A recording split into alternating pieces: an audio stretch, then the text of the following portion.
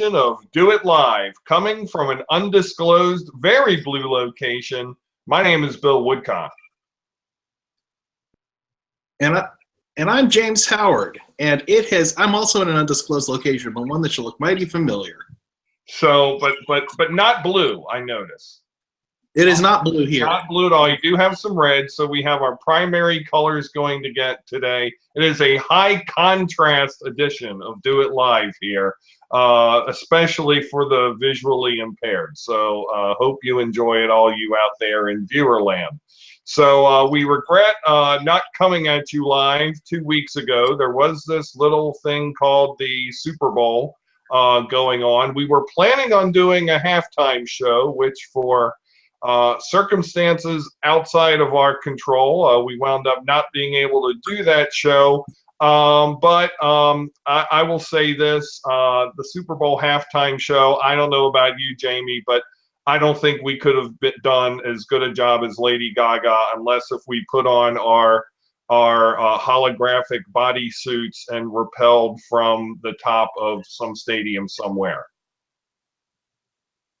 And I'd already done that in the morning, and I wasn't going to do that again in the evening. So, that was just not a thing. I think that I was actually very impressed with Lady Gaga's show. It was very well done. She always puts on a great show. It was magnificent. I couldn't have hoped for something better. And it struck the right tone, I think. It was not over the top Gaga. There was message, but not too much message. I was a little disappointed by the use of the dronage.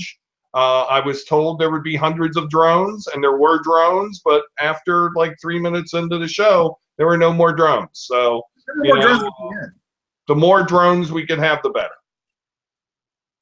Yes, I always agree with that. I like to see my drones. I would have been much happier if the drones were self-piloting, but I'm going to guess that things like that just don't happen. Well, not yet. I prefer my robots to think for themselves. Give it. That's a little bit of a dangerous precedent. There are these movies called Terminator that you should probably check out about that. Feel like I've heard of those. Not to mention a very good book called I, Robot. That was a great book. I said it was a very good book, and in fact, it was a great book. A lousy movie. The movie kind of sucked. The movie was extraordinarily disappointing. The movie needs a reboot. We need somebody else to do iRobot. Jamie, so here we are. We are on February 19th. We are actually, today is day 30 of the Trump administration of the first 100 days. We have a myriad of places we can go. We have a record warm spell here in the Mid-Atlantic area where we were coming from undisclosed locations. We have had a first 30 days of an administration, which I believe sui generis would be the term to describe it. We have lots of exciting things going on internationally, going on in our wonderful state, although I do understand that we do attract an international audience to this humble broadcast. Take us, I give you the con, Dr. Howard. Take us out. Take us out of Space Dock, and where are we going? A full impulse, of course, which is, of course. I believe it should be 1/4 impulse, but that's another matter. Right. I think you go out of impulse until you get out of the solar system, and then warp drive. So Starfleet regulations, thrusters only in Stardock.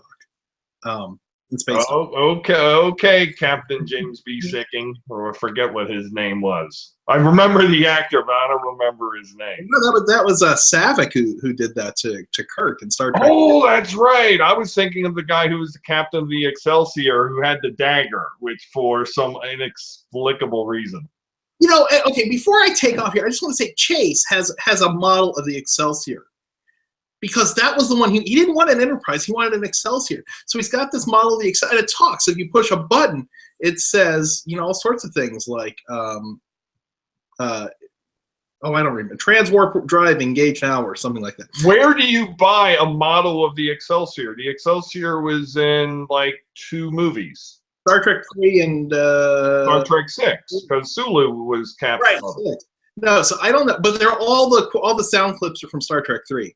But he found it somewhere. I mean, actually, his grandmother found it somewhere online. I don't really know. So, but yeah, it's really cool. It says all sorts transwarp drive now or something like I that. want my Star Trek 3 talking Reverend Jim Ignatowski figure. That's horrible. It also does his voice, though, so you know. Yeah. So, all right, talk to us, Dr. Howard. Preach. We need context. We need content. Well, I mean, we talk Star Trek for the next half hour. That would be cool. Probably a lot of people in Viewerland would like that. we could, but we're actually going to be talking about Star Trek in a future episode. Oh, excellent. Excellent. So I've already got that planned. I haven't told you about it yet. So. Well, I'm good. Good to be the first person to know. Of course, there's only 2 people in the production of this. Our viewership so right I'm now. both the first and last. Yes, we're like an old Johnny Carson monologue. Come on. Let's no. We gotta move. Let me begin by saying it's very good of you here to put yourself in that blue room wearing that yellow shirt in honor of last night in Sweden and the horrible events that happened there. We have to have solidarity. We have to have solidarity. Je suis Sweden. Mm-hmm.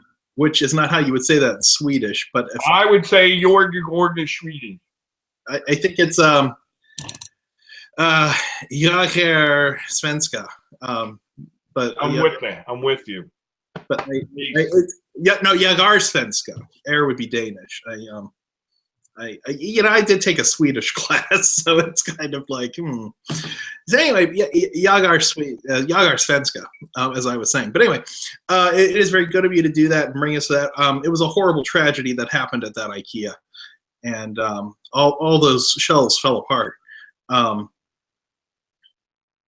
don't know what else I'm doing with that. But I hear you've been. I've been hearing through the grapevine that you're a little angry at the world right now because, among other things, I mean, Trump promised us that 30 days in he'd have the plan to fight ISIS done, and that passed at noon. So there's no plan to fight ISIS, and if the SNL is to be believed, he still doesn't even know what ISIS is. I also think that there's been a lot of other really crazy stupid we've seen in the last month, from Flynn's resignation, which going back to the beginning of this cycle, when Trump said he was only going to bring us the best and brightest. It sounds like he just meant the best at being the worst, and it only took 3.5 weeks to get the largest espionage scandal in American history off the ground. So you got to ask yourself, what are these people doing?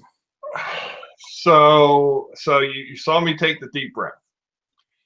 I heard it too. The beginning of a new presidential administration, especially one where there is a great transition in power in the federal government, and you can look to Bill Clinton, who came in with a Democratic Congress. You can look to Ronald Reagan, who came in with a Republican Congress. There is a word that is supposed to be used not just for the first 100 days, but for about the first 6 months, and that is what? Reagan didn't come in with a Republican Congress. You are correct. He did. You are correct. He had Tip O'Neill, but he had Tip O'Neill, and then eventually the Congress. The Congress. He had a Republican Senate for one session, the 86th through 87th or 88th session. But right. So you are correct. It was W. Bush who came in, or the first Bush, or Herman Walker Bush. No, he didn't have one either. We didn't get a majority Republican Congress till 94. 96. You're breaking my mojo, Jamie, with facts. I'm sorry, but I stand corrected. At any rate, when one party holds all the cards, there's supposed to be this honeymoon period, and the honeymoon period isn't for 100 days; it's for 6 months. It could be longer. I have never seen a worse rollout of a presidential administration. Not Obama, not W. Bush, not Clinton, not George H.W. Bush, not Reagan, not even Jimmy Carter. And that extends out to my awareness of politics in my lifetime. I have not seen such a thing since in my lifetime. And my question has to be, who is this serving? You just mentioned a very small snippet of some of the crap that's been going on with this administration. Let's also not forget that, you know, the Russians have been playing with us, putting warships on off of the East Coast, and doing other little things to provoke and to try to prove to the world that Donald Trump is beholden to Putin for his election. North Korea is a moronic nation, yet they choose to fire a missile. You know, Trump's relationship with even our staunchest allies, Great Britain and Canada, extremely ridiculous first meetings with both the Canadian Prime Minister and the Prime Minister of the United Kingdom. And I can understand, because Trudeau is politically diametrically opposed to a Trump, but Theresa May is not. But you know, that press conference was useless. It was 15 minutes of nothing. I watched his rally in Florida, and I thought this was interesting because I did not know this. I thought that presidents automatically filed their campaign committees for re-election because that's generally what they do, but that they don't announce that they're running for re-election until a couple years in. On day one of this administration, on Inauguration Day on January 20th, Trump filed his campaign papers for re-election for 2020.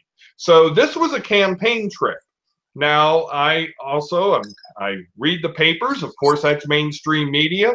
Apparently, he doesn't like very much being in the White House. He doesn't very like the trappings of the White House. So the trip to Florida was for him to kind of blow off steam. Except here's what happens. When you or I blow off steam, Jamie, we go for a walk.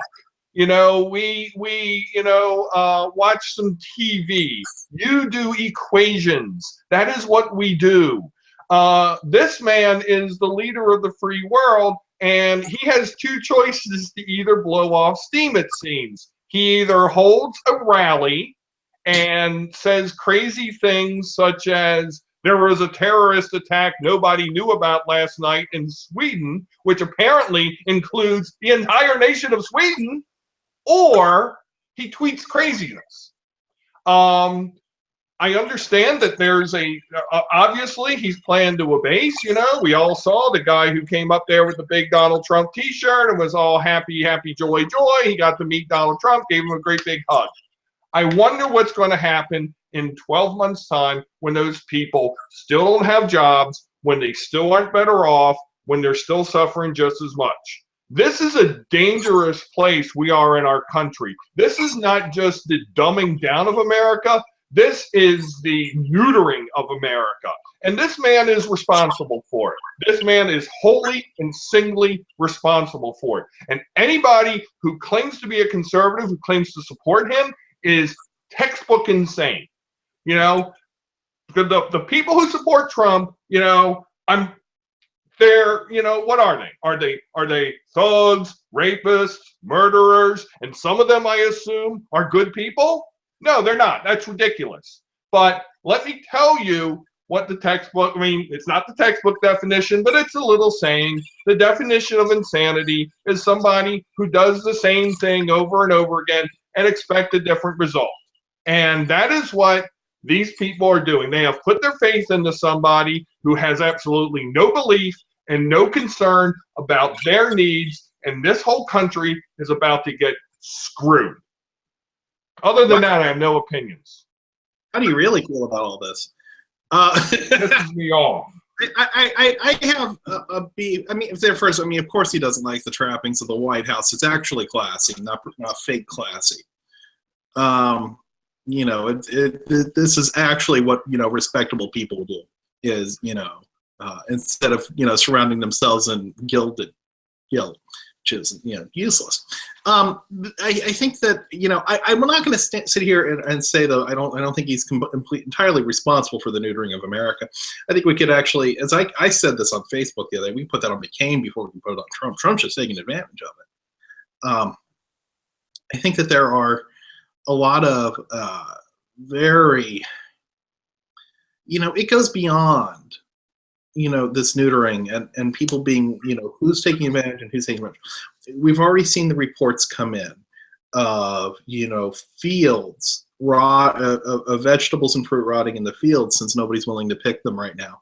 There was a report that came out of North Carolina about the employment. There's a group of farmers put in a request for 6,500 employees for short-term employment. And of the 6,500 they requested, the state was only able to refer 270 native citizens to work on that. And of those 270, 6 took the job and worked all the way through the season. We actually have data showing that there are jobs that Americans won't do. I mean, we've always joked about it.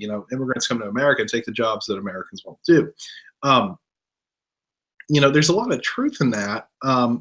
There's also a lot of truth in the fact that that we bring immigrants to this country to do the jobs that Americans can't do. There's a meme that was floating around for a couple of days saying,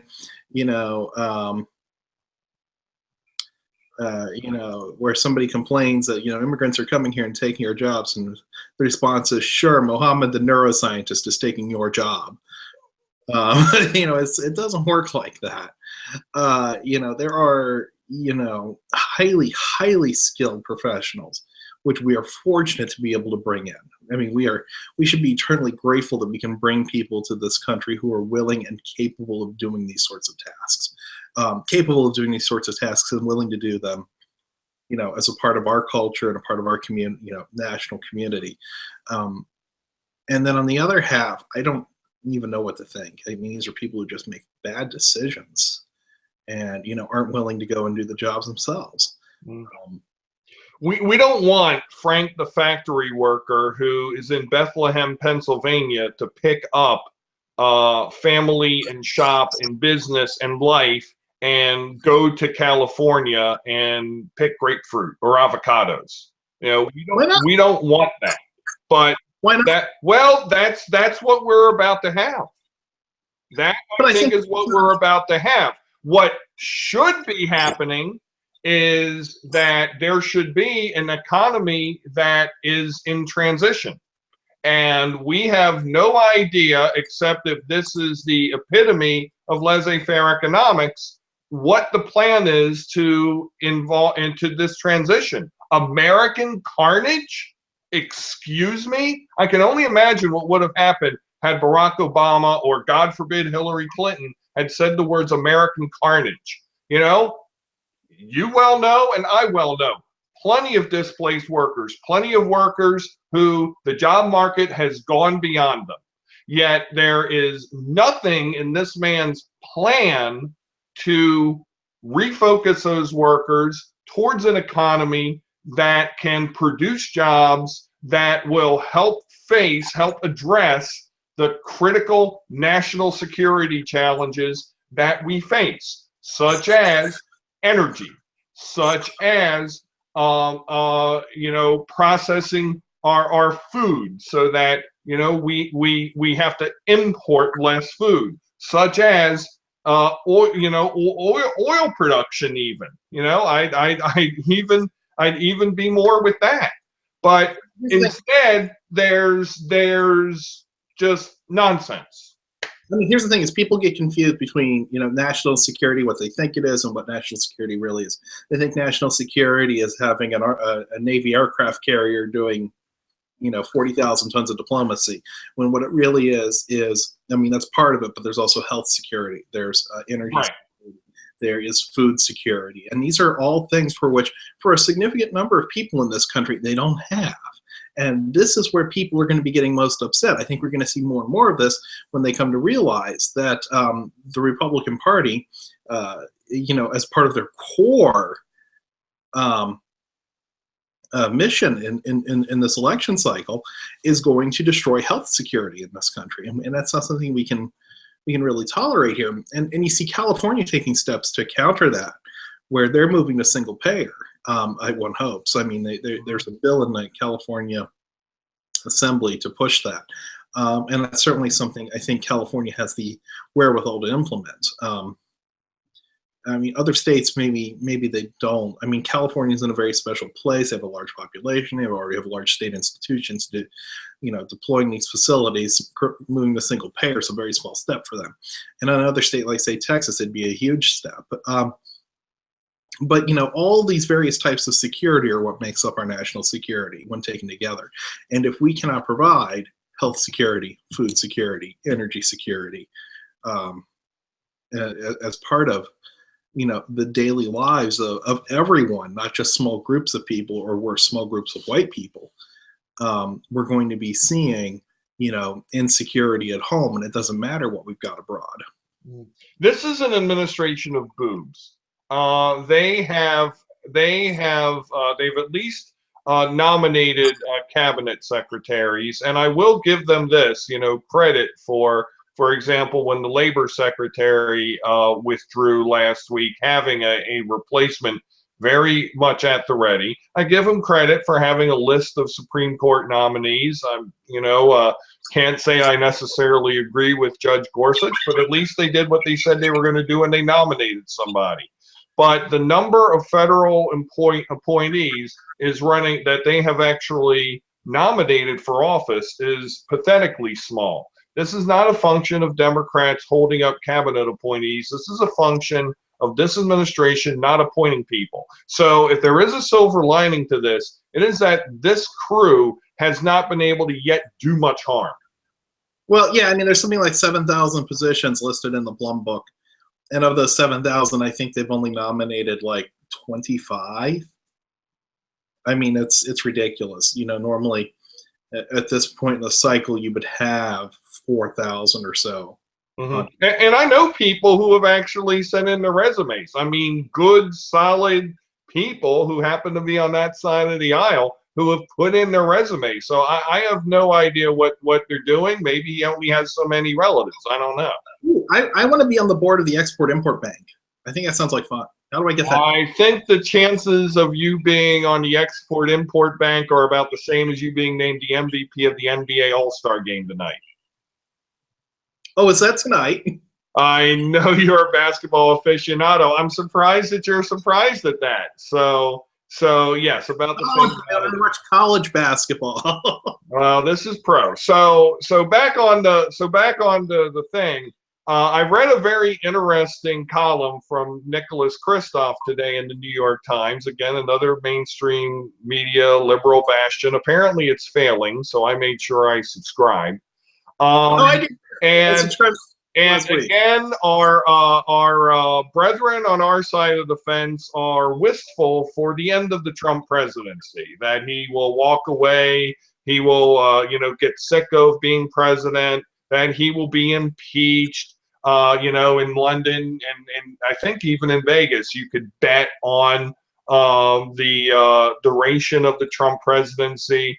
The Kristof column mentions what it outlines is the folly of that. To invoke the 25th Amendment, you need the consent of, and they do say that the 25th Amendment may apply to fitness for office or just simply doing things that people, strongly disagree with. I mean, doing things that are just goofy. Doesn't have to be a mental incompetence, just goofy.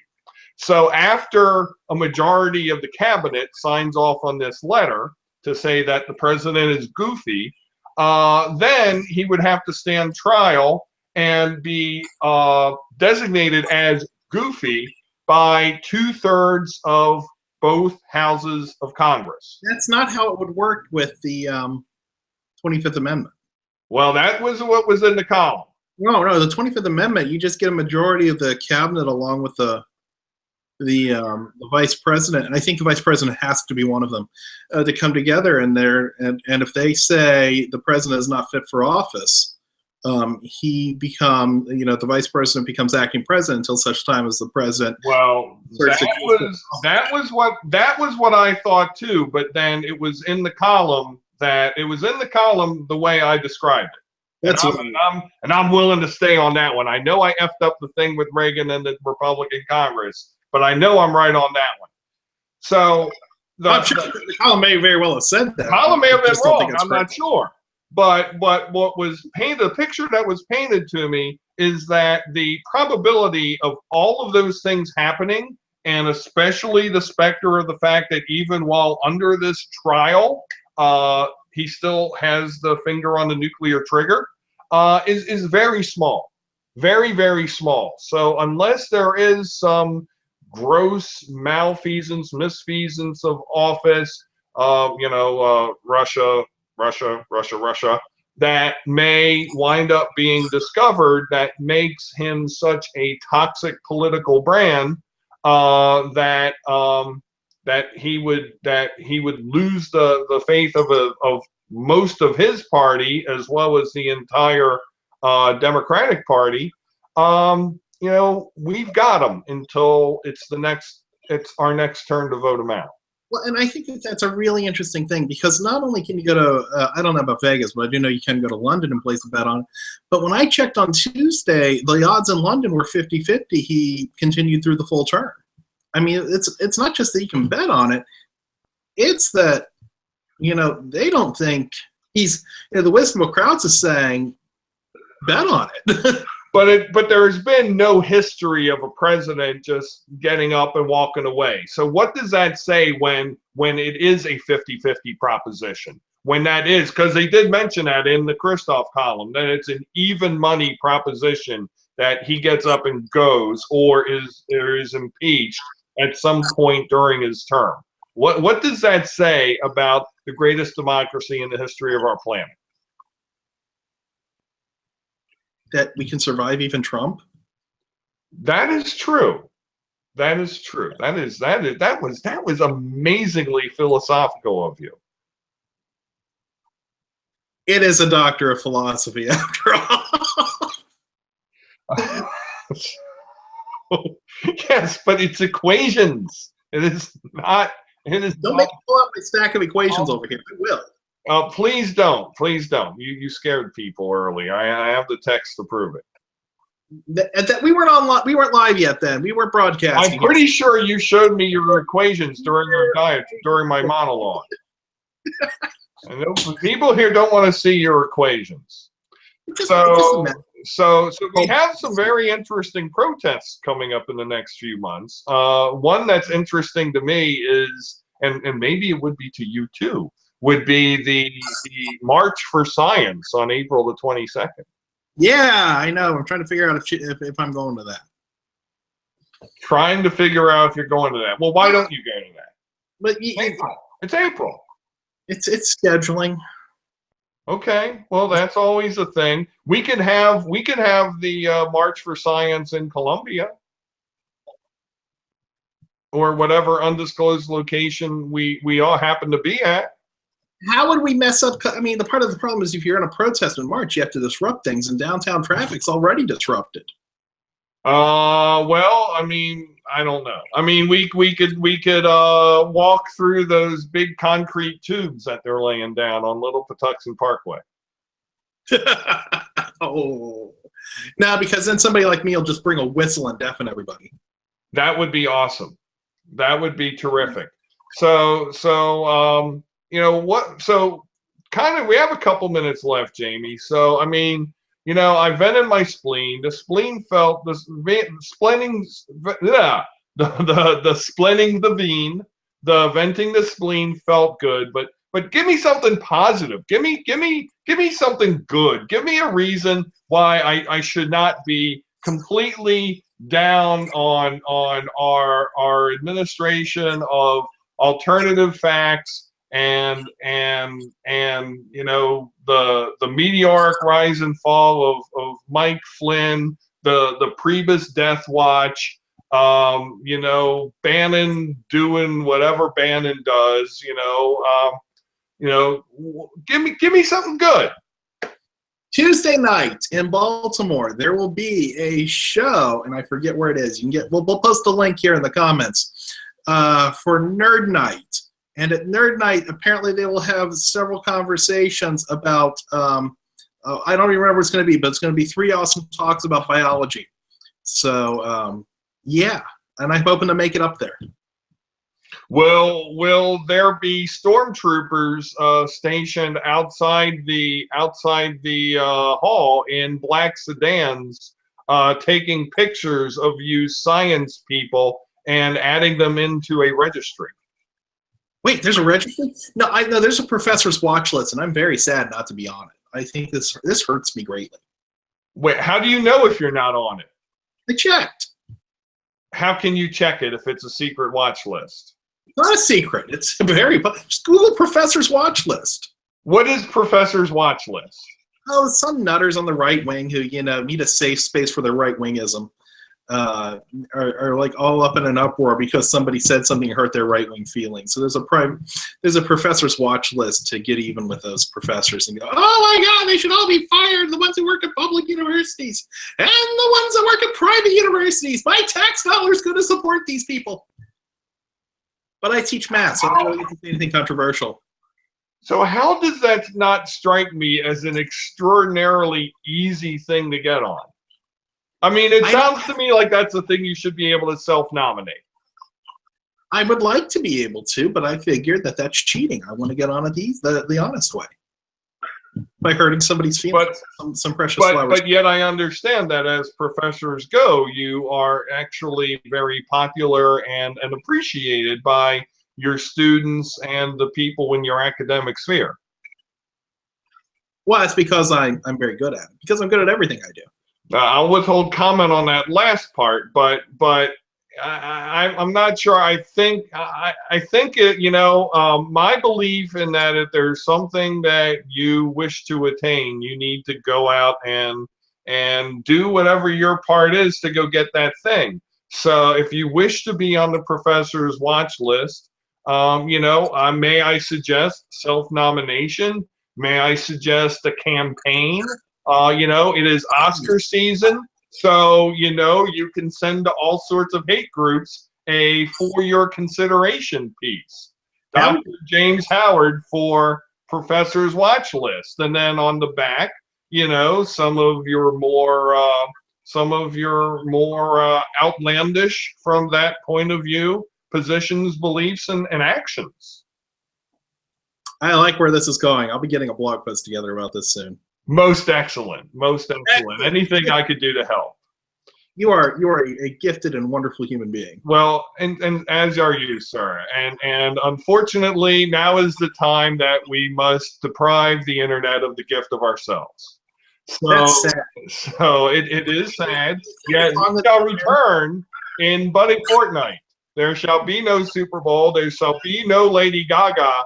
I would say that about 30 years ago, there used to be a spring football league called the USFL that used to play, starting in March and going through July. You know who was responsible for denying this country of football, pro football, 12 months a year? Art Bell. Donald Trump. That's another story for another time. Oh, that sounds like a blog post you should write. Again, from an undisclosed location, this is Bill Woodcock. And from a different undisclosed location, this is James Howard. Have a great night, everybody. See ya down the road.